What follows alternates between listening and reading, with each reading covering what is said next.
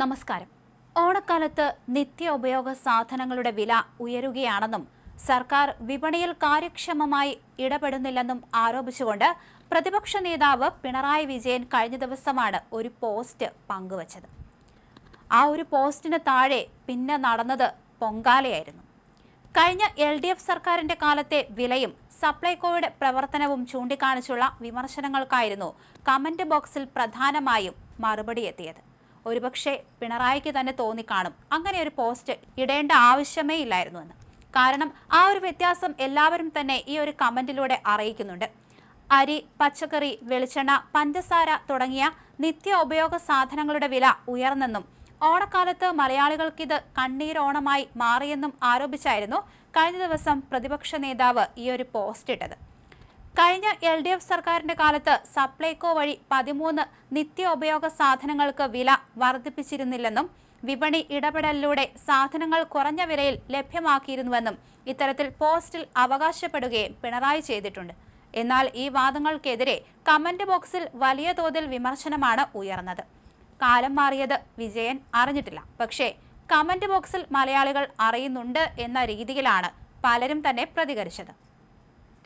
ഇപ്പോഴത്തെ വിപണിയിൽ വില കുറവാണെന്നും ഓണക്കാലത്ത് ജനങ്ങൾ സന്തോഷത്തോടെയാണ് ആഘോഷിക്കുന്നതെന്നും ചിലർ ചൂണ്ടിക്കാണിച്ചു. സപ്ലൈകോയിൽ സാധനങ്ങൾ ലഭ്യമല്ലെന്ന ആരോപണം ചിലർ തള്ളിക്കളഞ്ഞു. പാവം അറിഞ്ഞില്ല, സർക്കാർ സംവിധാനത്തിൽ നിത്യോപയോഗ സാധനങ്ങൾ കുറഞ്ഞ വിലയിൽ ആളുകൾക്ക് കിട്ടുന്നത്. കർഷക വിപണികളിൽ പച്ചക്കറികൾ വിലക്കുറവിലുണ്ട് എന്നായിരുന്നു ഒരു കമന്റ്. മറ്റൊരാൾ പ്രതിപക്ഷ നേതാവിനോട് സപ്ലൈകോ സന്ദർശിച്ച് സ്ഥിതിഗതികൾ നേരിട്ട് മനസ്സിലാക്കണമെന്ന് ആവശ്യപ്പെടുകയായിരുന്നു.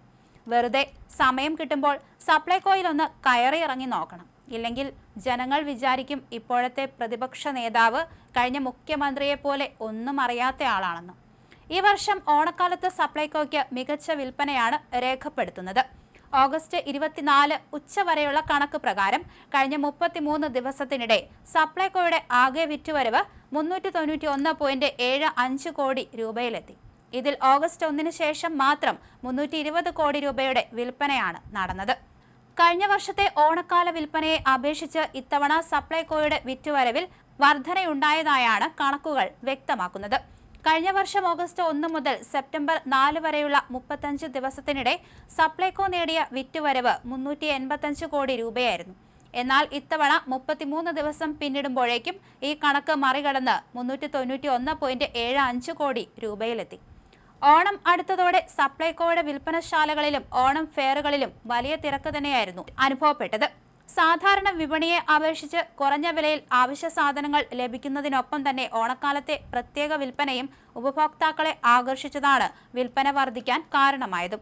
ഓഗസ്റ്റ് 1 മുതലുള്ള കണക്കിൽ മാത്രം 320 കോടി രൂപയുടെ വിറ്റുവരവാണ് രേഖപ്പെടുത്തിയത്. ഓണത്തോടനുബന്ധിച്ച് വിവിധ ജില്ലകളിൽ ആരംഭിച്ച ഫെയറുകളിലേക്കും ഉപഭോക്താക്കളുടെ വലിയ ഒഴുക്കാണ് ഉണ്ടായത്. ജില്ലാ ഫെയറുകൾ ഉൾപ്പെടെയുള്ള പ്രത്യേക ഓണം വിൽപ്പന കേന്ദ്രങ്ങളിൽ നിന്നും മികച്ച വരുമാനമാണ് സപ്ലൈകോയ്ക്ക് കിട്ടിയത്. തിരുവനന്തപുരം, കോഴിക്കോട്, എറണാകുളം ജില്ലകളിലെ മെഗാ ട്രേഡ് ഫെയറുകൾ ഉൾപ്പെടെയുള്ള ജില്ലാ ഫെയറുകളിൽ നിന്നുള്ള ആകെ വിറ്റുവരവ് 4.65 കോടി രൂപയാണ്. ഇതിൽ തിരുവനന്തപുരം മെഗാ ട്രേഡ് ഫെയറിന്റെ മാത്രം വിറ്റുവരവ് 81 ലക്ഷം രൂപയിലെത്തി. ഓണക്കാലത്ത് ഉപഭോക്താക്കൾ കൂടുതലായി എത്തുന്ന പ്രധാന കേന്ദ്രങ്ങളിലൊന്നായി മെഗാ ഫെയറുകൾ മാറിയതായാണ് കണക്കുകൾ വ്യക്തമാക്കുന്നത്. കഴിഞ്ഞ വർഷത്തെ കണക്ക് മറികടന്നെത്തിയിട്ടുണ്ട്. എന്തായാലും 35 ദിവസം എടുത്താണ് സപ്ലൈകോ 385 കോടി രൂപയുടെ ഓണക്കാല വിറ്റുവരവ് നേടിയത്. എന്നാൽ ഇത്തവണ 2 ദിവസം കുറവ് സമയത്തിനുള്ളിൽ തന്നെ ആ കണക്ക് മറികടക്കുകയായിരുന്നു.